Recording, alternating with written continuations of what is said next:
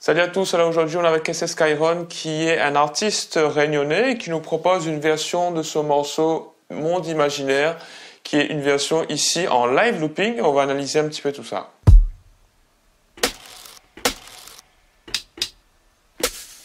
Alors déjà, là il utilise un contrôleur qui est particulier parce que c'est un contrôleur qui va donc générer des sons de batterie, mais qui ne sera pas utilisé avec les doigts, mais qui sera utilisé avec des baguettes de batterie et qui est conçu pour ça et qui a donc bien entendu un ressenti assez intéressant pour faire justement les parties de batterie.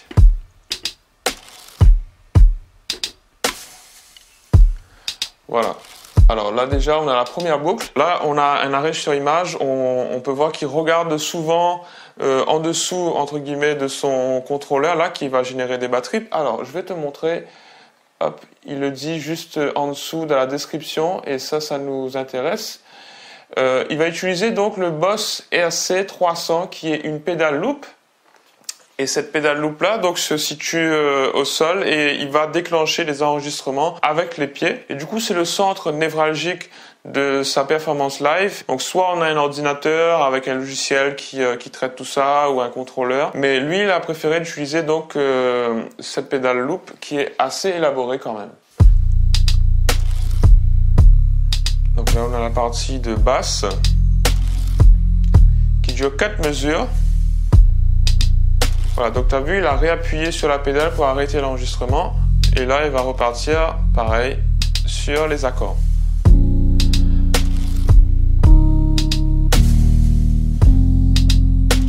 Très joli. Alors, j'ai analysé un petit peu les accords juste avant. On a comme... hop, avant qu'il commence à chanter. Pour ceux que ça intéresse, donc on a si bémol mineur qui dure sur une mesure. Ensuite, sur la deuxième mesure, on a ré bémol majeur et mi bémol majeur. Sur la troisième mesure, on a fa mineur. Et la quatrième mesure, on a mi bémol majeur. Donc, tu vois ce passage-là, bah, il arrête tout le reste. Voilà,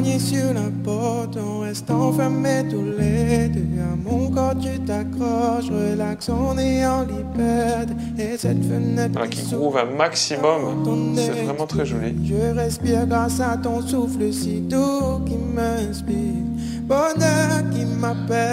tu as remarqué qu'il a enlevé la batterie, il a gardé les accords qu'il a fait juste avant sur le clavier. Donc, tout ce passage-là où il chante n'est pas enregistré, mais juste généré en live.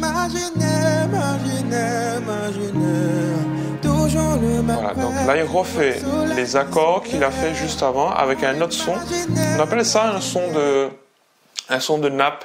C'est un son assez très doux et qui ressemble à un son de violon. Donc un ensemble de violonistes, mais qui sont des sons qui sont générés par un synthétiseur comme il a actuellement devant lui. Et c'est un son qui est très doux et donc il va tout simplement rejouer les mêmes accords qu'il a fait tout à l'heure au clavier. Il va amener une texture différente à la suite. Toujours le même cauchemar, je me réveille, tu n'es plus là, t'es plus là. Pareil, là on n'a plus de son de nappe, on a toujours le son de clavier et la voix. Le clip est vraiment magnifique, moi je trouve qu'il a fait un effort incroyable dessus là. Hey.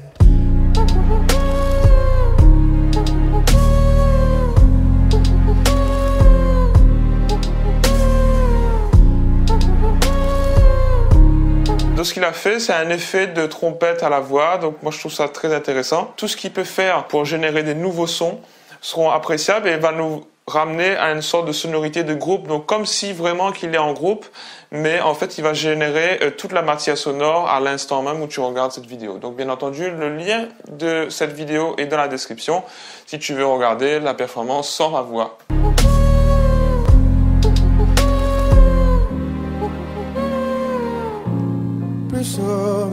Donc voilà, donc là on a un passage où il joue avec son clavier, avec un son de piano réellement.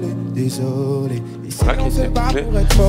Voilà, et là ce qu'il a fait, alors je vais le remettre là, mais c'est vraiment intéressant. Alors le cycle qu'il a sur le clavier, sur la basse, etc. est de 4 mesures, comme on avait dit tout à l'heure. Donc on a des sortes de cycles, donc on a les accords qui tournent, etc. sur 4 mesures. Et la batterie, il va pas la déclencher à ce moment-là hein, de la vidéo, il va pas la déclencher au début de ces 4 mesures-là, mais il va la déclencher un peu en plein milieu, et ça va nous donner une sorte d'effet de surprise, et tout ce qui est répétitif dans la performance de live looping est toujours un peu dangereux parce qu'on risque de s'ennuyer, mais tout ce qui va amener de la variation sera toujours appréciable. Je vais remettre juste un petit peu avant pour que tu entends, et je vais compter les mesures.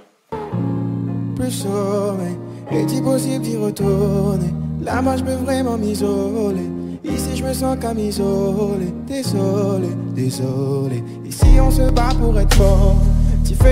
Ok, donc la batterie arrive sur la deuxième mesure au lieu de la première, et ça c'est intéressant. On me dit souvent que j'ai une case en moins. On ne comprend pas mon sourire au coin. C'est pas parce que ban est case en moins. Donc un petit passage en créole réunionnais.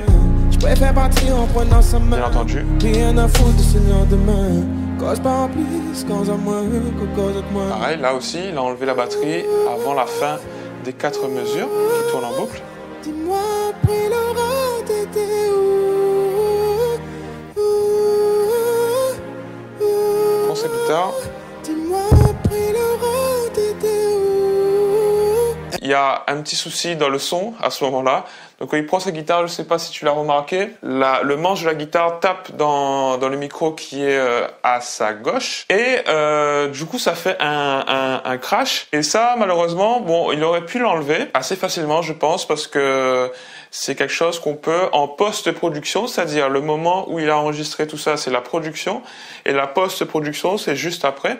Il aurait pu enlever le petit souci là de la guitare qui tape dans le micro. Mais il l'a pas fait. Mais moi, je pense que l'intérêt de tout ça, c'est que quand même, ça nous montre qu'il est vraiment dans une performance live et qu'il y a parfois, et ça arrive bien souvent, des péripéties dans ce type de performance-là pour vraiment dire que voilà, il est en train de faire tout ça en live et qu'il y a quelque chose un peu imparfait, mais qui fait aussi justement le charme du live, du direct justement. Hey.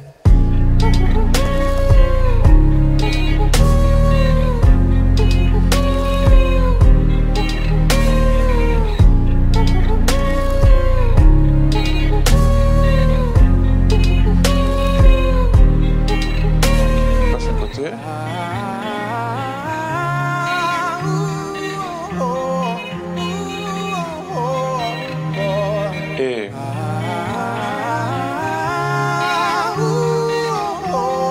il fait plusieurs boucles de sa voix. Troisième boucle.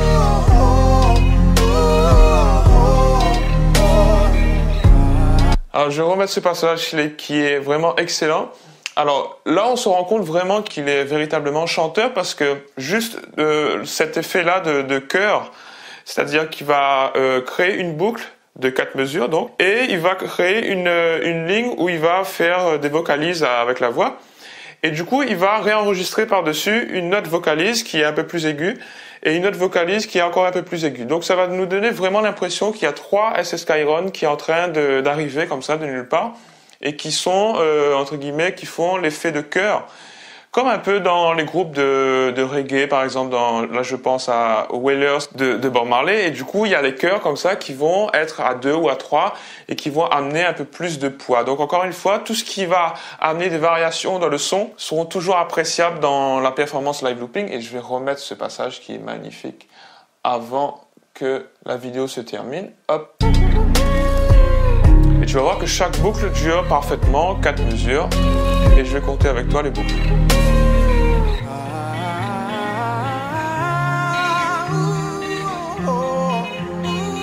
Première boucle qui enregistre dessus. Ça, il faut être vraiment très juste pour arriver à le faire, donc c'est super. Donc sur la troisième boucle, il est toujours en train d'enregistrer, il va déclencher la batterie à ce moment-là. Donc ça amène vraiment beaucoup de manipulation.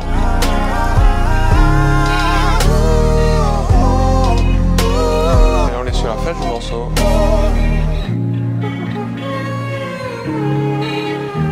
Pareil, on coupe la batterie, il reprend ce passage vocal qui ressemble à une trompette.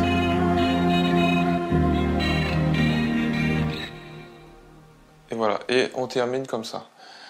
Donc, si cette vidéo t'a plu, n'hésite pas à me le faire savoir en likant la vidéo. Et encore une fois, le lien de la vidéo d'origine et de la description et aussi le lien de la version studio de ce morceau-là. Donc, c'est pour ça qu'il nous parle dans la description. Alors, je vais essayer de remontrer ça.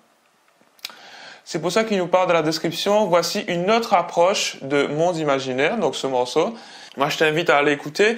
La version studio est totalement différente, en tout cas organisée de façon totalement différente par rapport à la version live, parce qu'il y a des performances qu'on ne pourra pas faire et des effets qu'on ne pourra pas faire en live. Tout à fait possible d'adapter donc une version studio en version live looping, comme il l'a très bien fait. Et du coup, pour les guitaristes, je vous dis donc bonne pratique à vous et à très bientôt. Allez, salut!